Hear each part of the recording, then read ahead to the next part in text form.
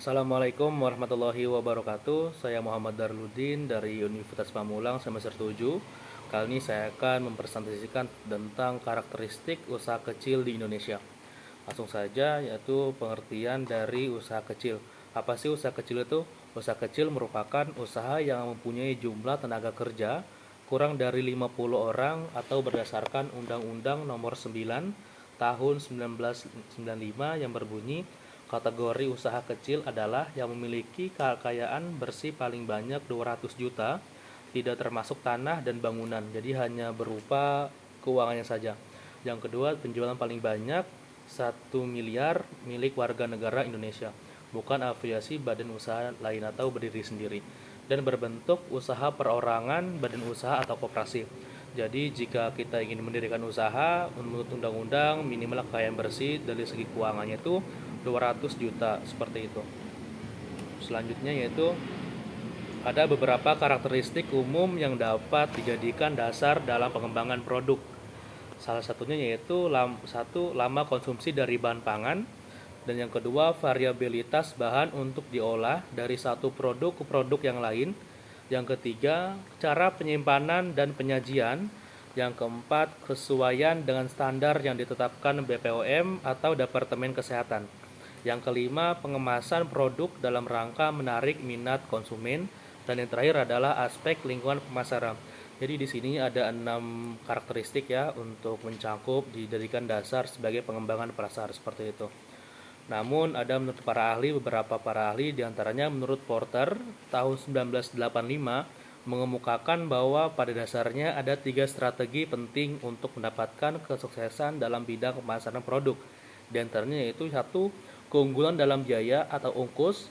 Yang kedua adalah keunggulan karena adanya ciri pembeda atau keunikan dari produk yang dihasilkan. Dan yang ketiga adalah keunggulan karena memfokuskan pada target atau segmen pasar tertentu. Jadi di sini ada keunggulan dalam biaya. Jadi contohnya kompetitor itu lebih mahal daripada kita. Jadi kita dengan harga murah tapi kualitas produk nomor satu. Yang kedua itu keunggulan karena adanya ciri pembeda atau keunikan. Jadi lebih unik dari kompetitor, seperti ada kelebihan-kelebihan sendiri dari produk tersebut. Produk boleh sama namun dari dalam segi jual atau kualitas berbeda. Dan yang ketiga adalah keunggulan karena memfokuskan pada target atau segmen pasar tertentu. Jadi hanya fokus pada target penjualan seperti itu. Selanjutnya yaitu di sini ada faktor-faktor ya, faktor-faktor yang menghambat usaha kecil rumahan di Indonesia. Satunya pendukung logistik, yang kedua manajemen produksi, sistem distribusi, pemasaran, pelayanan pada konsumen seperti itu. Pada pelayanan pada pelanggan. Di sini ada 5 faktor yang menghambat usaha kecil rumahan di Indonesia karena saingannya luar biasa. Manajemen produksi logistik itu sangat luar sekali ya. Selanjutnya yaitu di sini ada beberapa faktor penghambat usaha kecil rumahan. Secara umum dapat diinvestasikan sebagai berikut, ada 4 kategori ya. Di sini ada 4 kategori. Yang pertama, inovasi dalam pengelolaan masih terbatas, padahal salah satu model dasar dalam kegiatan usaha adalah perlunya kreativitas. Salah satu bentuk perwujudan dari adanya kreativitas adalah melalui inovasi. Jadi inovasi ini adalah untuk lebih berkembang lagi suatu produknya sehingga produk tersebut dapat berkembang secara pesat di dunia pasar. Selanjutnya yaitu ada motivasi dalam kaitannya dengan pengembangan usaha masih belum jelas dan orientasinya masih tertuju pada tujuan jangka pendek. Jadi untuk motivasinya kurang, jadi ada pembanding untuk dia produk lebih berkembang seperti itu. Selanjutnya yaitu ada keterbatasan dalam ilmu, pengetahuan dan teknologi. Jadi istilah sekarang itu adalah gaptek atau gagap teknologi, jadi tidak mengetahui perkembangan teknologi di luar sana. Jadi kita harus mengikuti tren ketika kita pasar online gitu, ikut masih ada marketplace ya. Jadi kita harus mengikuti dunia pasar teknologi. Selanjutnya yaitu ada iklim berwirausaha belum kondusif terutama yang menyangkut kebijakan pemerintah, sistem perizinan dan lingkungan dunia usaha pada umumnya. Jadi lebih saat ini lebih kondisi pandemi jadi agak sulit untuk dapat perizinan keluar seperti itu. Selanjutnya di sini ada permasalahan dari pengembangan. Jadi permasalahan yang umum terjadi pada sentra produk makanan khususnya usaha kecil. Di sini sepertinya ada dua ya, ada dua. Yang pertama dari sisi produksi. Bagaimana sih untuk permasalahannya dari sisi produksi? Usaha dengan kapasitas terbatas, artinya kapasitas belum memenuhi cara pembuatan makanan olahan yang baik sesuai standar kesehatan. Dilihat dari metode kerja, bahan pewarna makanan, cara penanganan bahan, dan cara pengolahan serta penyimpanan. Belum dapat mempertahankan kontinuitas dalam berproduksi karena erat kaitannya dengan kondisi pasar produk, seperti itu. Selanjutnya ada dari sisi pemasaran.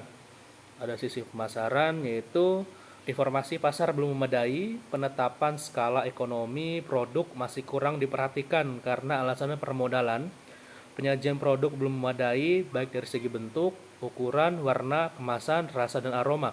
Padahal ini merupakan faktor penting dalam memperluas jangkauan pasar dan minimalkan kemungkinan ketidaklakuan produk di pasaran karena adanya diversifikasi produk.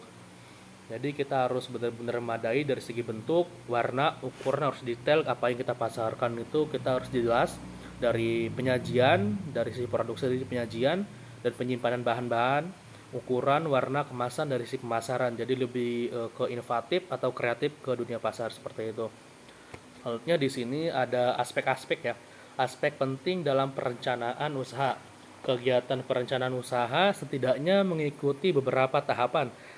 Di antaranya satu, menganalisis situasi yang berhubungan usaha yang akan dilakukan.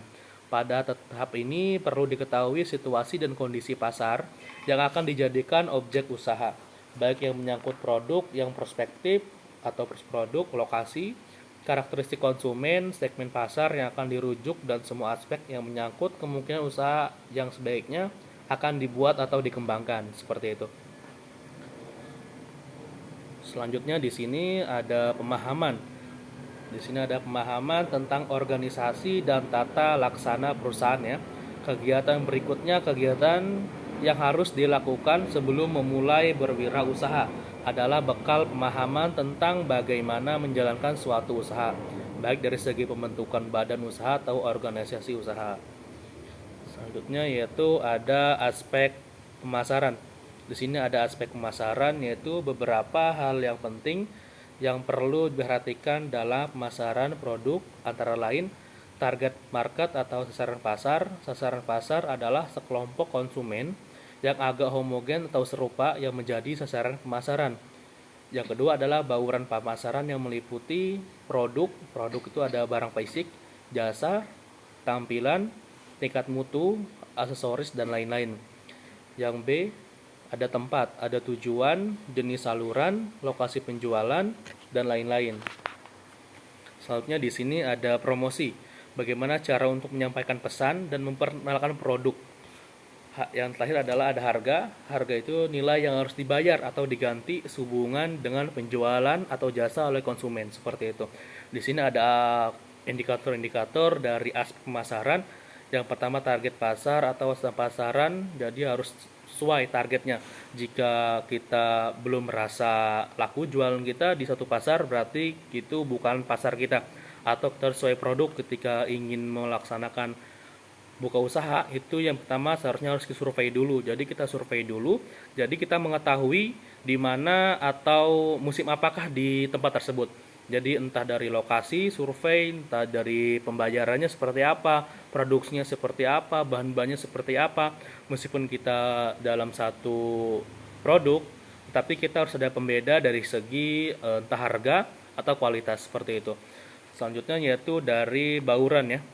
Dari bauran sendiri, produk fisik, jasa, tampilan, tingkat mutu, dan aksesoris. Jadi fisiknya apa, jasa, tampilan, seperti itu. Selanjutnya yang terakhir adalah kesimpulannya. Jadi setelah kita membahas semua dari permasalahan karakteristik usaha kecil di Indonesia, selanjutnya di sini ada beberapa sedikit kesimpulan. Usaha kecil rumahan Indonesia mempunyai potensi yang besar untuk dikembangkan. Jadi tidak kecil kemungkinan bahwasanya usaha-usaha kecil di rumahan itu bisa dikembangkan secara besar di pasar-pasar selanjutnya, seperti itu. Namun karena pasar yang luas, bahan baku yang mudah didapat, serta sumber daya manusia yang besar merupakan variabel pendukung perkembangan dari usaha kecil akan tercapai, seperti itu. Perlu dicermati beberapa hal sering perkembangan usaha kecil rumah, seperti perkembangan usaha harus diikuti dengan pengolahan manajemen yang baik, perencanaan. Selanjutnya, melakukan terobosan dan inovasi yang menjadikan pembeda dari pesaing. Yang terakhir adalah langkah menuju keberhasilan dalam mengelola usaha tersebut.